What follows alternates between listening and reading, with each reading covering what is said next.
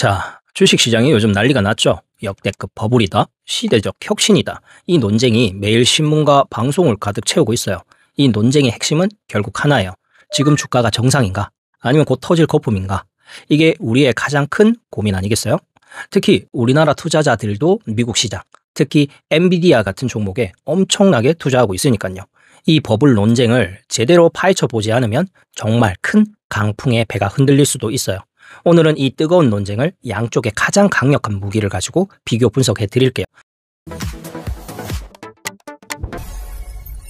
그렇다면 먼저 증시를 향해 이거 곧 터진다, 버블이다 라고 외치는 사람들이 어떤 무기를 들고 있는지부터 살펴봅시다. 버블론자들이 가장 먼저 들이대는 건 언제나 그렇듯 수치예요. 딱 두 가지만 기억하면 돼요. PER과 PBR. PER은 주가를 주당 순이익으로 나눈 값이죠. 쉽게 말해 내가 투자한 돈을 이 회사가 몇 년 만에 벌어들일 수 있느냐를 보여주는 지표고요. PBR은 주가를 주당 순자산으로 나눈 값인데 회사를 지금 당장 청산했을 때 주주에게 돌아올 가치에 비해 주가가 얼마나 높은가를 보여주는 거예요. 자, 그런데 이 지표들이요, 지금 역사적 평균치를 아득히 넘어섰습니다. 버블론자들의 시각에서는 이 수치가 이미 시장이 감당할 수 없는 수준까지 올랐다고 봅니다. 마치 운동선수가 자기 신기록을 넘어선 정도가 아니라 아예 종목을 바꿔서 금메달을 딴 수준이에요. 특히 미국 S&P 500 같은 주요 지수의 PER이 닷컴 버블 당시의 고점에 근접하고 있어요. 버블론자들은 이런 수치를 보며 2000년대 초 버블 당시와 거의 흡사하다고 경고하고 있습니다. 닷컴 버블이 뭐였어요? 인터넷이라는 혁신 기술에 전 세계가 미쳐서 아무 이익도 못 내는 회사 주가가 수백 배씩 폭등했다가 한순간에 폭삭 주저앉았던 시기였죠. 버블론자들은 말해요. 지금 주식시장 상황이 그때와 너무 닮았다. 그때도 기술 혁신을 외쳤지만 결국 거품은 꺼졌다. 결국은요, 회사의 이익 증가 속도보다 주가 상승 속도가 너무 빨랐다는 거예요. 회사가 시속 50km로 달리는데 주가가 시속 500km로 날아가고 있다는 거죠. 그들의 논리대로라면 이 속도 차이가 바로 버블이 커지고 있다는 가장 확실한 징후라는 겁니다. 여기서 아주 중요한 변수가 하나 있어요. 바로 금리입니다. 과거 닷컴 버블이 한창일 때 미국의 기준금리는 5%를 훌쩍 넘었어요. 하지만 그 거품이 꺼지고 난 이후에는 초저금리 시대가 수십 년간 이어졌죠.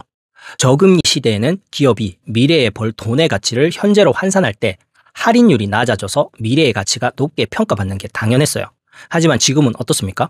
전 세계 중앙은행들이 인플레이션 때문에 금리를 빠른 속도로 올렸고 그 높은 금리가 유지되는 고금리 환경에 들어서 있어요.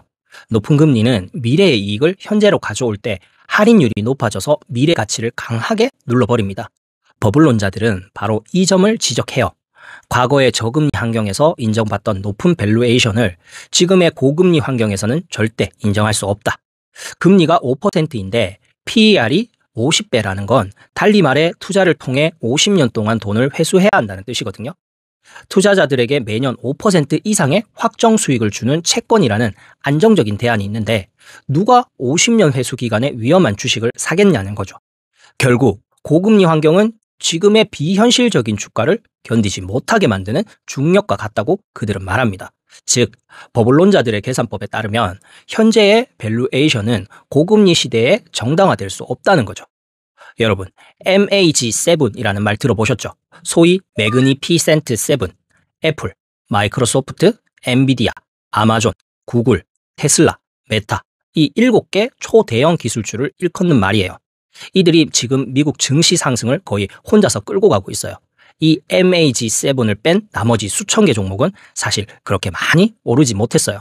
오히려 어떤 종목은 마이너스를 기록하고 있고요. 버블론자들은 이 현상을 불균형이라고 지적해요.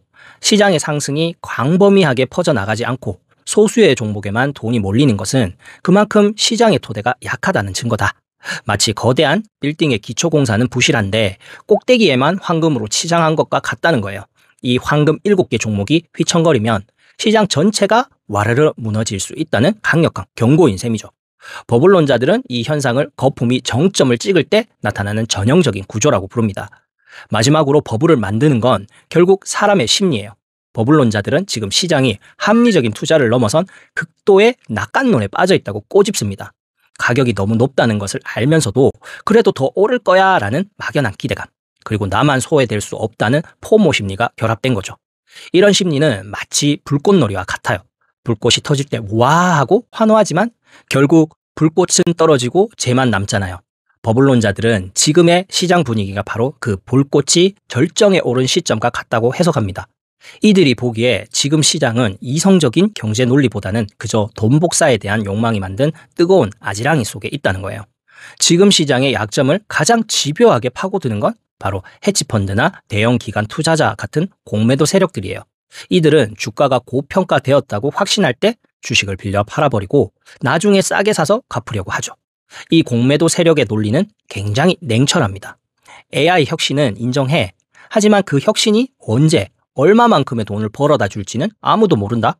그런데 주가는 벌써 5년 뒤, 10년 뒤의 수익을 전부 반영하고 있다. 쉽게 말해 지금의 주가는 한정된 현실이 아니라 가장 낙관적인 시나리오에 대한 대가라는 거예요. 만약 앞으로 1년 뒤 기술 개발 속도가 늦어지거나 경쟁자가 등장하거나 기대했던 것보다 실적이 조금이라도 덜 나오면 어떻게 될까요? 공매도 세력은 그 조금의 실망이 엄청난 매도 물량으로 이어지면서 거품이 터지듯 주가가 급락할 것이라고 확신합니다. 그리고 이 급락이야말로 고평가된 주식에 대한 가장 강력한 경고가 될 것이라고 믿는 거죠. 이들이야말로 이 시대의 버블 붕괴를 가장 기다리는 사람들입니다. 자, 그렇다면 이 강력한 버블론에 맞서서 무슨 소리야? 이건 버블이 아니라 새로운 시대의 혁명이다 라고 외치는 사람들은 어떤 논리를 가지고 있을까요? 그들의 반격 무기를 한번 봅시다. 비버블론자들은 이렇게 단언합니다. AI 기술은 단순한 유행이 아니다. 이건 인류 문명을 바꿀 산업혁명이다. 비버블론자들의 주장은 여기서부터 시작됩니다. 그들이 들고 있는 가장 강력한 무기는 실적과 기술의 파괴력입니다. 비버블론자들이 버블론자들의 주장을 단칼에 자르는 가장 강력한 무기예요. 버블론자들이 닷컴 버블을 자꾸 끌어들이잖아요. 하지만 비버블론자들은 말합니다. 그때와 지금은 완전히 다르다. 닷컴 버블일 때 어땠어요? 대부분의 닷컴 기업들은 이익이 없었어요. 심지어 매출조차 변변치 않았죠. 그저 미래의 인터넷으로 돈을 벌 것이다 라는 장밋빛 약속만으로 주가가 폭등했던 거예요. 하지만 지금의 AI 선도 기업들은 어때요? 엔비디아를 보세요. 이 회사는 엄청난 현금 흐름과 실제 이익을 창출하고 있어요. AI 기술 덕분에 이미 수십조 원의 매출을 올리고 있죠.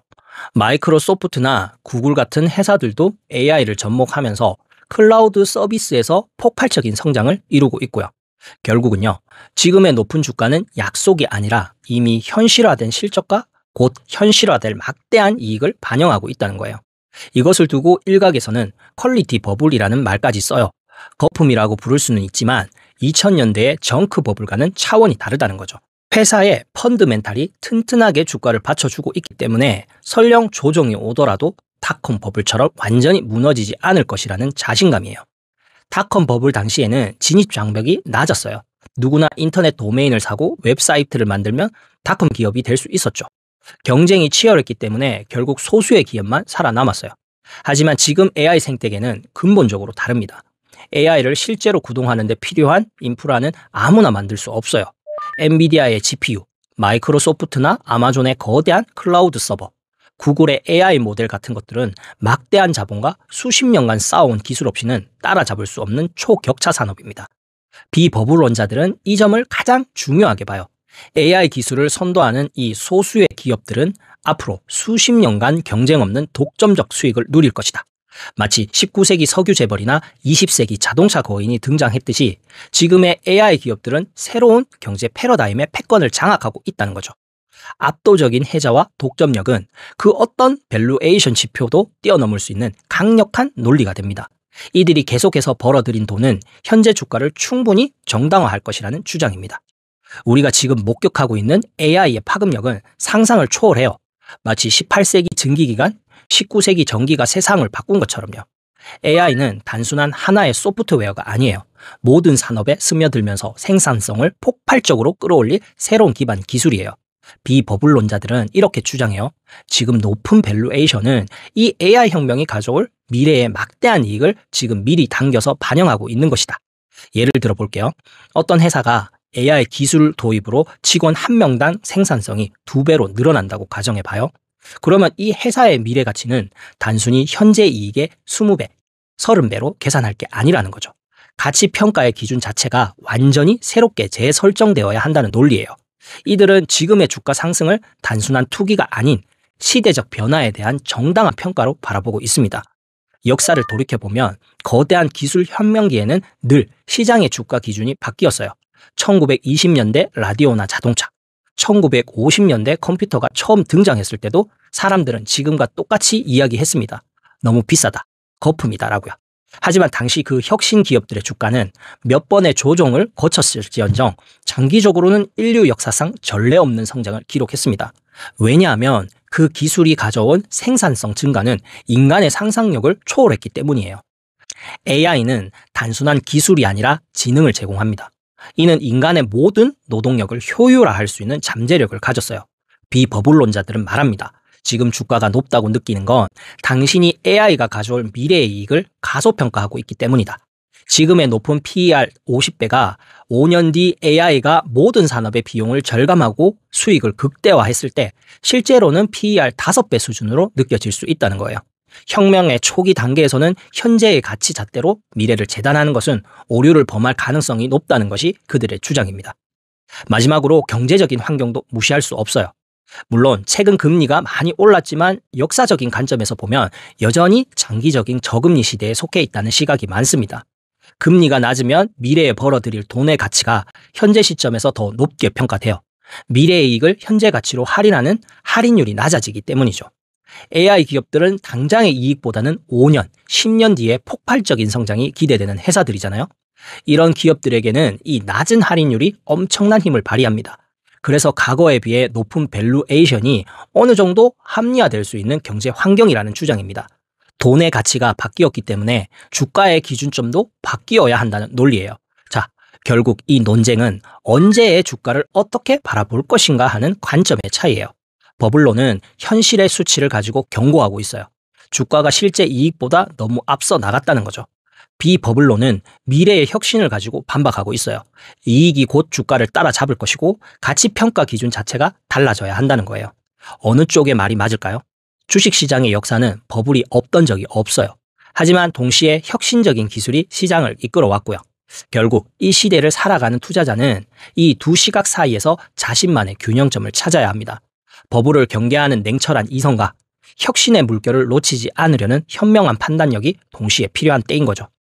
오늘 이야기는 여기까지입니다. 다음에도 세상의 이슈를 쉽고 재미있게 풀어드리겠습니다.